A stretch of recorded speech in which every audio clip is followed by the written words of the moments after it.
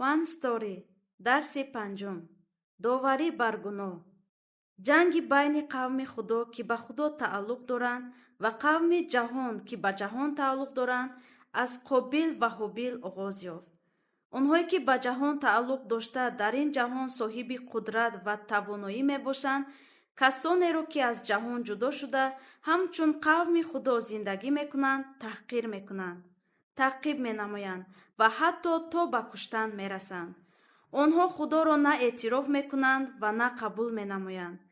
بنابراین چنین رفتار میکنند گویا خود صاحبان این جهان باشند و مثل پادشاهان عمل می نمایند.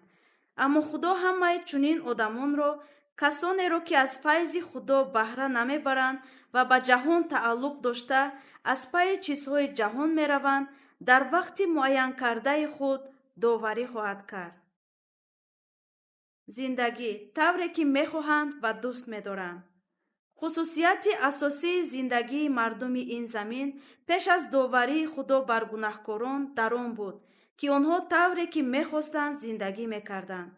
معیار زندگی آنها نه خدا بود، نه فرمانهای او و نه کلام او، بلکه خود آنها بودند. برای خود زندگی می‌کردند و طوری که می‌خواستند زندگی می‌نمودند. کتاب مقدس میگوید پسران خدا دختران آدمیزاد را دیدند که خوشرویند و هر کدام را که خوش میکردند برای خود به زنی میگرفتند و همین گونه در تاریخ خود مرکزانه زندگی کردند و طوری که میخواهند و آن گونه‌ای که میپسندند در آینده نیز ادامه خواهد یافت. کتاب مقدس میگوید در آن ایام پادشاه در اسرائیل نبود. هر کس آنچه به نظرش پسند می آمد می کرد. خداوند اعلان می کند که چنین زندگی که خدا را همچون خدا اعتراف نمی کند، انسان را خود معیار می گرداند. طوری که می خواهد و می پسندد زندگی می کند و به ترس خدا می گذرد. بد است. کتاب مقدس می گوید شرارت تو را جزا می دهد و مرتدی تو را مذمت می نماید. پس بدان و ببین که چگونه بد و تلخ است اون که تو خداوند خدای خود را ترک کرده ای و ترس من در تو نیست. میگوید خداوند خدای لشکرها. اکنون این جهان آمیخته بهادران و صیادان دلیر و صاحب شهرت را به وجود خواهد آورد. کتاب مقدس میگوید در آن روزگاران در زمین بهادران بودند، علل خصوص بعد از زمانی که پسران خدا نزد دختران آدمیزاد آمدند و آنها برایشان فرزند آوردند. این پهلوانان از قدیم الایام مردان نامور بودند و نسل قهرمانان جهان از بهادران یعنی نفلیم آغاز یافته به نمرود یکی از نسلان کوش، اینچنین به قوم بزرگ و توانای بنی عناق می رسد. سپس به فلسطینیان جنگجویانی که در کنعان بر ضد قوم خدا می ایستادند و به سردار مشهور آنها جولیات ادامه می یابد. همچنین قوم اسرائیل که ندا می کردند برای ما پادشاه تعیین کن تا که بر ما مثل همه خلقها حکمرانی کند و به جای خدا قدرت جهان را انتخاب نمودند. شاول را، ابشالوم را و ادونیا را پیش گذاشتند. اما خدا داوود را پسر خرده و جوانی بنام را انتخاب کرد. روح خداوند یعنی روح القدس بر او قوی نازل شد تا که تمام اراده خدا را به انجام رساند و به واسطه داوود و مردان او تمام باقی مانده نسل بزرگان را نابود ساخت. داوری بر گناه. کتاب مقدس نشان می دهد که بدکاری آدمان در زمین پر شده بود و همه اندیشه های دل آنها همیشه فقط بد بودند. انسان که عهد اعمال را شکسته و زیر عهد فیض قرار گرفته است، به فیض خدا کاملا گناهکار است. هیچ عادل نیست. کتاب مقدس می گوید چنان که نوشته شده است کسی عادل نیست، یک نفر هم نیست. کسی صاحب فهم نیست، کسی طالب خدا نیست. همه گمراه شدند و از یک سر ناشایمند. نیکوکار نیست، یک نفر هم نیست. و این عصیان در تمام تاریخ خلق اسرائیل به طور روشن اثبات گردید. کتاب مقدس میگوید از روزی که من شما را شناختم شما به خداوند بی‌اطاعتی میکردید. و نهایت خداوند داوری را اعلان کرد. گرچند که این داوری طوفان حکمی بود که تمام موجودات زنده را از زیر آسمان محو سازد و تمام حیات را نابود کرد. روشن است که آن همزمان حکم فیض بود. نوح، عائله او و همه جفت‌های موجودات زنده نجات یافتند. پشیمانی خدا و غمگینی او. کتاب مقدس به ما میگوید که خدا از گناه‌های انسان که به صورت او آفریده شده بودند پشیمان و غمگین شد. اما این معنای آن را ندارد که خدا گناه انسان را پیش بینی نکرده بود یا از آنها انتظار بود که گناه نمی‌کنند. اینچنین این معنا ندارد که او بعد از گناه آنها پشیمان گشته است. کتاب مقدس میگوید خدا آدمیزاد نیست که دروغ بگوید و پسر آدم نیست که از وعده خود پشیمان شود. آیا او سخن میگوید و به جا نمی آورد و آیا او قول میدهد و اجرا نمی کند؟ البته خدا به گناه قوم خود هیچگاه تشویق نکرده است، ولی او الکی افتادگی آنها را میدانست و تنها کسانی که میدانند که خود گناهکار و افتادند میتوانند ارزش فیض خدا را درک کنند و نجات یابند. خدا اندوهگین می شود که قوم او در گناه میمونند و با او مناسبت ننگین دارند و آنچه خدا میخواست به آنها عطا کند و برای آنها انجام دهد به اجرا نمی رسد. کتاب مقدس میگوید بگذار خداوند تو را برکت دهد و تو را نگهبانی نماید. بگذار خداوند با روی خود بر تو پرتو افکند و تو را مرحمت نماید. بگذار خداوند روی خود را سوی تو نگراند و سلامتی به تو بخشد. خواهش خدا نسبت به قوم خود مناسبت کاملی بگناه، مناسبت بشرم است. اما او اندوهگین می شود که آنها از خدا دور شدند و با اختیار خود همچون پادشاه زندگی می کنند. خدای قادر مطلق پیش از تأسیس عالم همه چیز را می دانست ولی آفرینش را آغاز کرد. از این رو او خدا است. مدت ساختن کشتی نوح. خدا اعلان کرد که روح او تا ابد با انسان نخواهد ماند و روزهای آنها 120 سال خواهد شد. این سخن معنای آن را ندارد که نوح کشتی را در طول 120 سال ساخته است، بلکه به آن اشاره می‌کند که عمر انسان من بعد تقریباً 120 سال خواهد بود. زیرا پسر نوح سام پسر خود ارفکشد را در سن 100 سالگی تولد کرد که آن 2 سال پس از طوفان بود. پس معلوم می شود که وقتی طوفان در زمین بود سام 98 ساله بود و از این بر می آید که نوح او را در سن 502 سالگی تولد کرده است.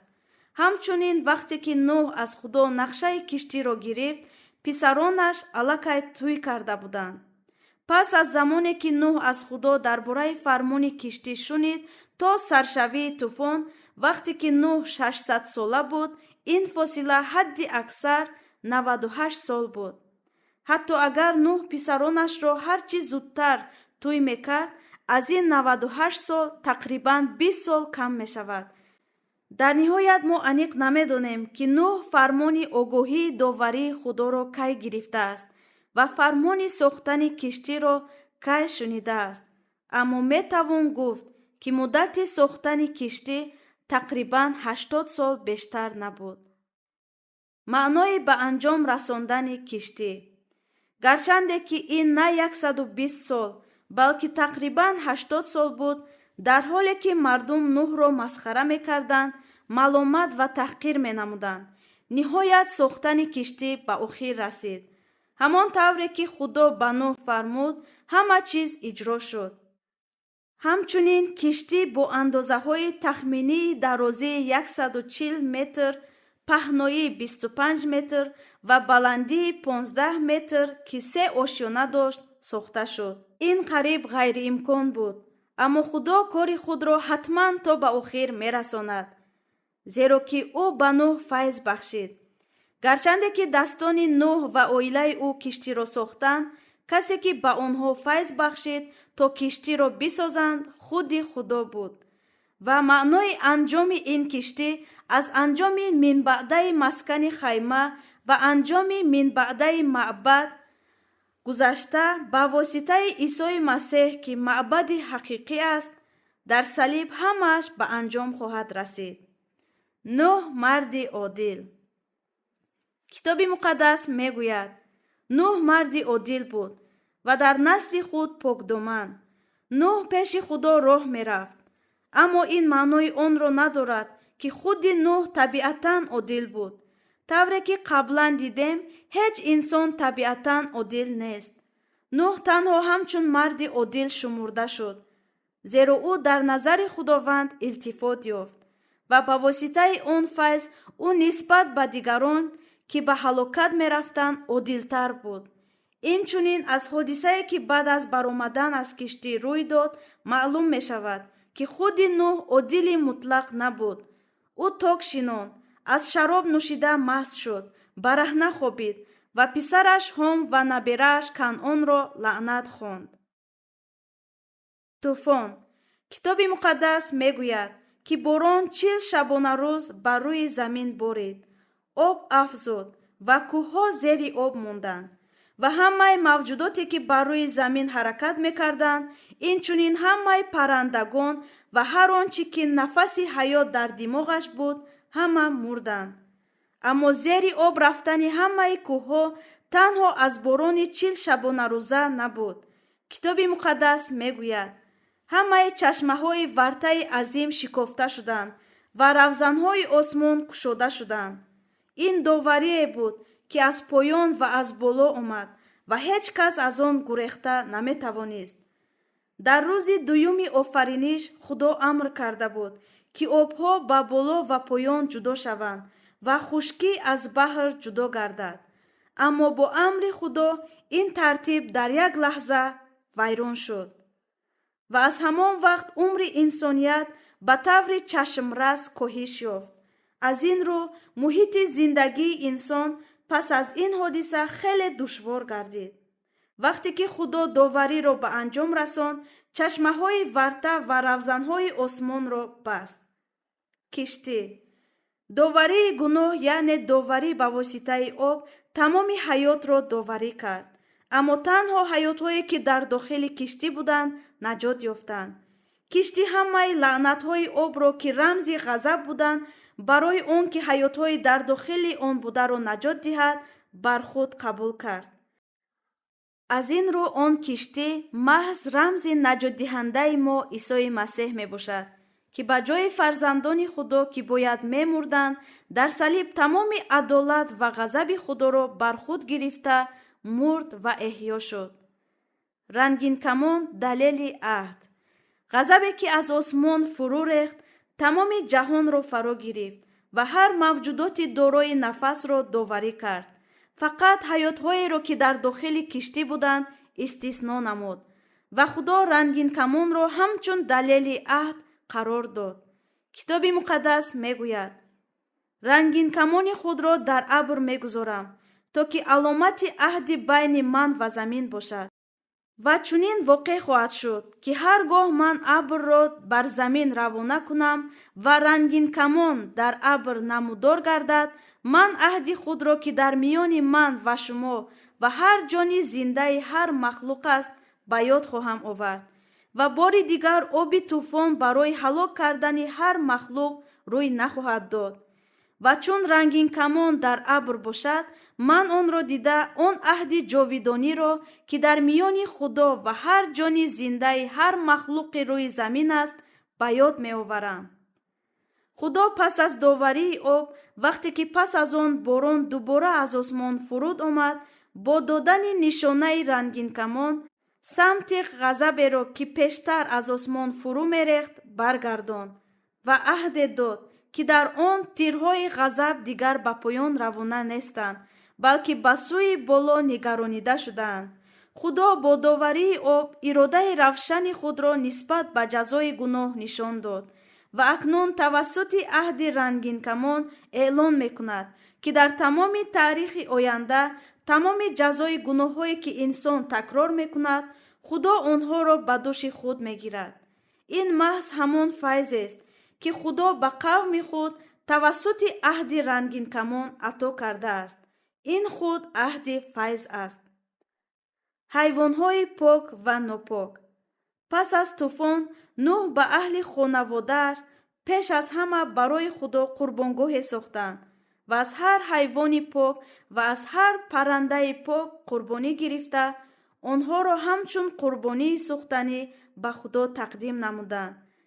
در حالی که از حیوان‌های ناپاک که به کشتی در آمده بودند تنها جفت نر و ماده بودند. از حیوان‌های پاک هفت نر و ماده به کشتی داخل کرده شدند.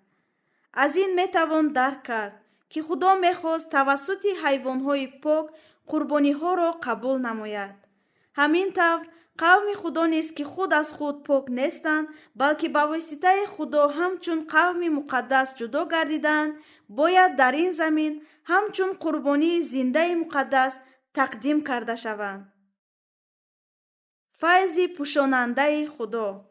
نوح و اهل خانواده‌اش پس از آن که از کشتی بیرون آمدند به خدا قربانی سوختنی تقدیم کردند و خدا بوی خوش را قبول نمود. قوم خدا که عهد رنگین کمان را قبول کرده بودند اکنون باید ملکوت خدا را بنیاد می نمودند.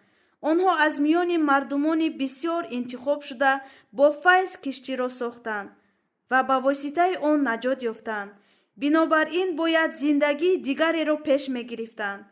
اما این زندگی جدا شده از خود آنها سرچشمه نمی گرفت بلکه فیض خدا بود، یعنی قدرت تطهین روح القدس. این حقیقت را می توان هم از حادثه نوح و هم از تمام تاریخ انسانیت که بعداً ادامه می یابد روشن درک کرد. نوح شراب نوشید و مست شده در خیمه خود برهنه خوابیده بود.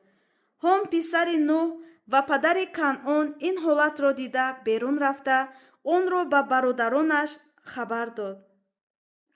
اما سام و یافت برادران هم عقب‌ناکی رفته به خیمه در آمدند و عورت پدر خود را پوشانیدند. آن که خدا گناهکاران را نه از آن سبب که عادلند بلکه با فیض عادل می‌خواند محض فیض پوشانیدن است. همچنین آن که تمام غضب را کشتی بر دوش گرفت و نجات بدون هیچ شرط عطا گردید. این نیز فیض پوشانیدن خدا توسط کشتی بود. اما هم با وجود آن که خود فیض پوشانیدن را چشیده بود محبت پوشانیدن را نشان داده نتوانست. محض همین است آن چیزی که کتاب مقدس آن را بدی مینامد. کتاب مقدس میگوید همین طور پدر من که در آسمان است با شما نیز عمل خواهد کرد. اگر هر یکی از شما گناه‌های برادر خود را از صمیم قلب عفو نکند. کتاب مقدس میگوید و اگر کسانی را دوست دارید که شما را دوست می‌دارند این چه احسان است از جانب شما، زیرا که گناهکاران نیز دوست دارندگان خود را دوست می‌دارند. و اگر به کسانی نیکی کنید که به شما نیکی میکنند این چه احسان است از جانب شما، زیرا که گناهکاران نیز چنین میکنند. زندگی کسانی که به خدا تعلق دارند باید از زندگی کسانی که به جهان تعلق دارند فرق داشته باشد، زیرا فیض خدا با آنها است و این همان فیض پوشانیدن می باشد. از همین سبب نه تنها هم بلکه پسر او کنعان نیز لعنت گرفت. کتاب‌های تاریخی عهد قدیم من بعد نشان خواهند داد که نسل او در روند تاریخ از دست قوم خدا نابود می‌گردند. صورت خدا صورت محبت است. حکایه آن که انسان به همین صورت آفریده شد و سپس به سوی برقرار شدن همان صورت راه می‌گیرد حکایه کتاب مقدس است که در آن عیسی مسیح صورت حقیقی است تدریجاً آشکار می‌گردد.